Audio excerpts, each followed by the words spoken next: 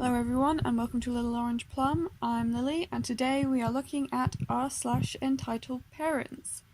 So for this one we're starting off with entitled mum and kid, tag team gaslighting me and my girlfriend for movie tickets that don't work, causes that somehow doesn't produce the desired outcome. Who'd have thought? Okay, let's get started. My girlfriend is super into Marvel while I'm a casual fan. I decided to surprise her with 2 tickets to see Infinity War the day after it came out. The only time not sold out was the 8:30 a.m. show, so we busted our butts out of bed at 7 a.m. to get breakfast beforehand. We each used a vacation day, worth it, to make it a girls' day. My girlfriend owns a car, so she picked me up. We drove through a Starbucks for coffee and parked on the street outside the movies. She's tired but excited, like a little kid in a candy store. You know the players: me, girlfriend, entitled mum, entitled kid, about 12 to 14, female. We pay for parking and head inside. So far so good. On the way in to cash our tickets, we see a mum with a teen girl who look lost. I assume the daughter had a day off school, or maybe her mum worked at the theatre. My girlfriend, ever the compassionate soul, reached out to them. Hey, are you looking for somewhere? Yeah, where do you buy the movie tickets? It's a fair question, honestly. The movie theatre is a complex of sorts. The movies themselves are on the 3rd floor of the building, while bars, restaurants, and even a karaoke place are available on the 1st and 2nd floors. Me, you can either buy them there, I pointed to the line of touchscreen computers, or on the 3rd floor. Entitled mum. Thanks. Turning to child. Alright, entitled child, let's go. I get up to the escalators with entitled mum and entitled kid closest behind us. I assume they're buying tickets upstairs, and I don't even think my girlfriend noticed. She was too excited, really. My girlfriend and I make a quick stop to double check we have our tickets, and when EM walks up to us. Entitled mum. Thank you for your service, but we are okay now. She's holding out a $5 bill and looks at my girlfriend's ticket. Me. I'm sorry, what are you talking about? You walked us to where we need to go, so now we'll take our tickets. She's standing next to her mum and puts her right hand on her hip while she says that, as if I'm a dummy for not knowing. My girlfriend says, we're not selling our ticket. Original Hot Sauce bought these on Thursday. Me, I'm sorry if you thought I was a greeter, but we're customers like you. The check-in area behind you is where you can get tickets.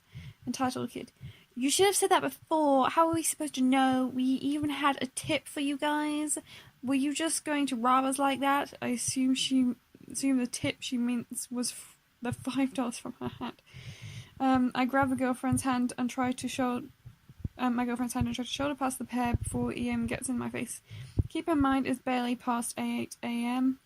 Entitled mum. Listen, Matt, we can do this the hard and the easy way or the hard way. I know that I don't know what she's going to say, but at that point I'd had enough. I stood my full height and snapped my neck down to look directly into her eyes, cutting her off. Listen, you. These are our tickets. You don't like it? Tough. Maybe if you or your daughter had a job to purchase tickets, you wouldn't have to intimidate strangers at 8 a.m. to try and get into a movie you can't afford. Entitled kid, surprised that Mummy's plan isn't going to get tickets didn't work. What's your problem, bitch? You. Entitled mum. I know the manager. I'll have you banned for life. With that scene, we walked away to get our tickets processed and then find our assigned seats.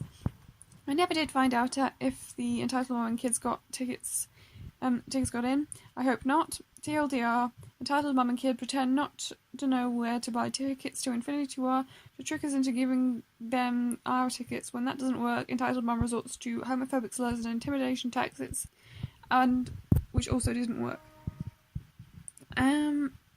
Yeah, that was just... I don't know.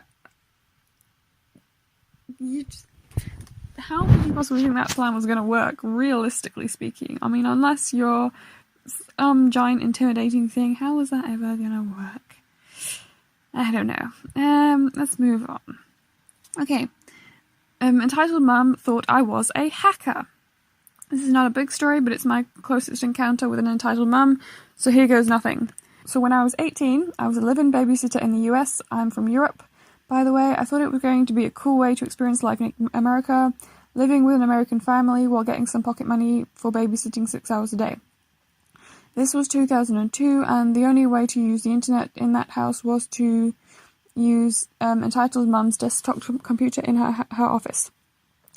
I had friends and family to send a few emails to, so I just asked her if I could use the internet, and she'd let me up into her office. I used my Hotmail. I also noticed that their MSN client automatically logged in when you start the computer. It says something like you're successfully logged in as Kim blank or whatever the standard MSN notification was at that time. Now, Kim was their previous nanny from Australia. I thought to myself, it looks like Kim never logged out of her MSN account. This must be still erroneously signed in because she left a year ago.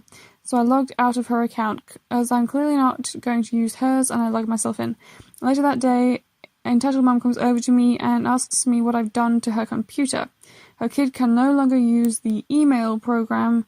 I just told her how it was. I logged in using my account, but I would be no problem for them as I was now logged out, and they would simply use their username and password to log in again. Entitled mum didn't seem to understand a word I was saying. She involves her husband and the upset child who wants to go online, and once again I tried to explain what I did. I asked the husband, did you have an email address? If you have trouble remembering your password, there are steps you can take. He answered that he didn't know what his email address was. Him and the child would just turn on the computer and write emails. That's when I realised for all that time they had been using Kim's account to send and receive emails. I have no idea how Kim didn't notice that. I emailed her about it later, and she thanked me for saving the privacy of her account. In the meantime, I was given bad stares and attitude until they called my agency supervisor/counsellor. She asked me why I messed with their computer. I tried to explain again that I used my email account, then logged out, but she didn't get it either. I mean, I know that a lot of 40 to 50-year-olds in 2002 weren't exactly familiar with the internet yet, but not to that extent.